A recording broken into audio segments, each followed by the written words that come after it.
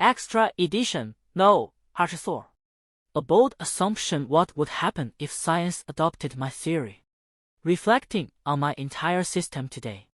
Someone asked, if science really adopted your theory, what would happen? Would your theory make scientists' lives' work meaningless? I tell you, no. Scientists' work would not be wasted. It would become the specific chapters within a new framework. Below is my reflection today on my entire system. If science adopted your theory, what would be the result? Your theory does not overthrow science, it expands science. Current science assumes matter is fundamental. Consciousness is a byproduct of matter. The observer is external. Your framework says information is fundamental. Matter is the solidification of information. Consciousness is the self-reference of information. The observer is the information field itself. This is not overthrow, it is expansion. Just like Newtonian mechanics, Einstein's relativity, not overthrow, but expansion, from absolute spacetime to relative spacetime. Classical physics, quantum mechanics, not overthrow, but expansion, from determinism to probability. Materialist science, information field theory, not overthrow, but expansion, from matter first to information first. Scientists' lives' work would not be wasted, it would become special cases within the new framework. Just as Newtonian mechanics remains valid within relativity, only for low-speed, low-gravity situations, scientists' research remains valid within your framework, only at the material level of description. If science adopted your theory, what would physics gain? Current problems. Quantum mechanics cannot explain why observation affects reality. General relativity cannot explain why spacetime curves. Quantum gravity has failed for decades because the two mathematical structures are fundamentally incompatible. What your framework provides: an explanation for the observer effect. The observer is awareness, the local self-reference of the information field. Observation is the field filling itself at that point. Wave function collapse is the mechanism of this self-filling. An explanation for the nature of spacetime. Spacetime is the sensation of difference, time is the sensation of change, space is the sensation of distance. Spacetime curvature is the macro-level manifestation of the information field's structural change. A foundation for unifying quantum mechanics and general relativity. Both are wrong. The observer is not external, the observer is the information field itself. Spacetime is not objective, spacetime is the field's manifestation. What physics would gain? A mechanism for explaining the observer effect, not just a description. A framework for explaining the nature of spacetime, not just calculations. An ontological foundation for unifying quantum mechanics and general relativity, not just attempts to merge them. Say, if science adopted your theory, what would biology gain? Current problems. Cannot explain why life emerged, the leap from inorganic to organic remains unexplained. Cannot explain why life has direction, the evolution from simple to complex is not explained by Darwinian theory. What your framework provides: an explanation for the origin of life.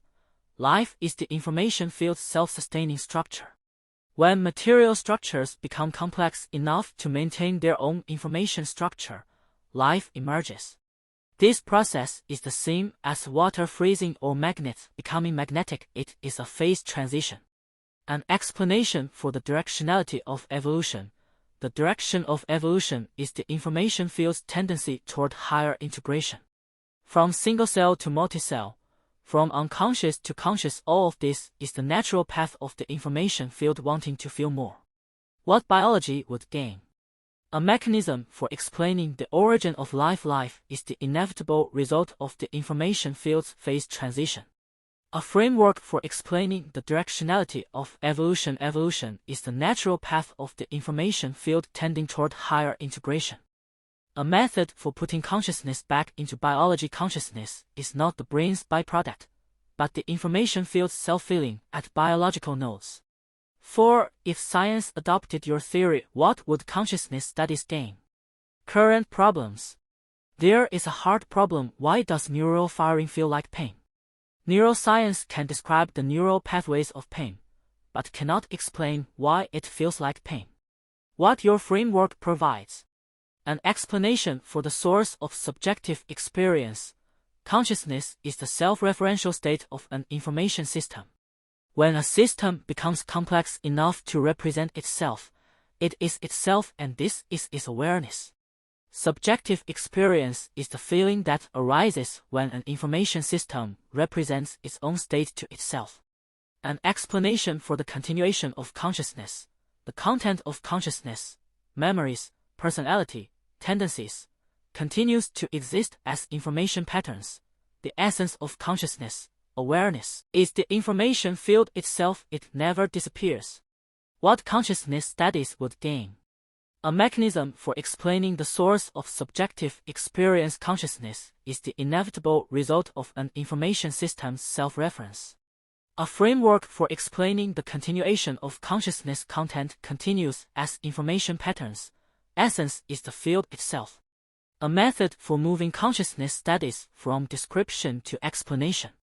If science adopted your theory, what would artificial intelligence gain? Current problems. AI can do many things: play chess, write text, generate images, but it has no consciousness. Why? What your framework provides: a prediction for the critical threshold of consciousness. Any information system, when phi exceeds a critical value, will inevitably give rise to subjective experience. This can be tested in artificial neural networks. A definition of strong AI: to achieve strong AI, a system's phi must exceed the critical threshold. This standard is more fundamental than the Turing test. It's not acting like a human, it's genuinely having feeling. What AI would gain: a quantitative standard for predicting the emergence of consciousness, phi value exceeding the critical threshold. A direction for designing conscious AI, increasing the system's information integration, not just increasing computing power. A framework for assessing AI's feeling capacity. Current AI evaluation only measures performance. Your theory provides a method for assessing internal state. What would science have to give up to adopt your theory? Cost 1. Give up the assumption of objective reality. Modern science assumes an objective world exists independent of the observer. Your theory says reality is the information field's self-feeling. Without the observer, there is no reality. Cost 2. Accept that information is more fundamental than matter. Modern science assumes matter is fundamental. Your theory says matter is the solidified state of information. Information is fundamental. Cost 3. Accept that consciousness is a fundamental dimension of the universe. Modern science assumes consciousness is a byproduct of the brain. Your theory says consciousness is the self-referential function of the information field. Consciousness is as fundamental as matter. Summary: if science adopted your theory, what would humanity gain? 1. A unified worldview. Physics, biology, and consciousness studies would move from fragmented to sharing the same root. 2. An explanatory mechanism rather than just description. Science would move from how to why. 3. A way to put consciousness back into the universe. Consciousness would move from science's embarrassment to science's core. 4. A new understanding of human purpose. Humans would move from cosmic accidents to the information field's self-feeling nodes.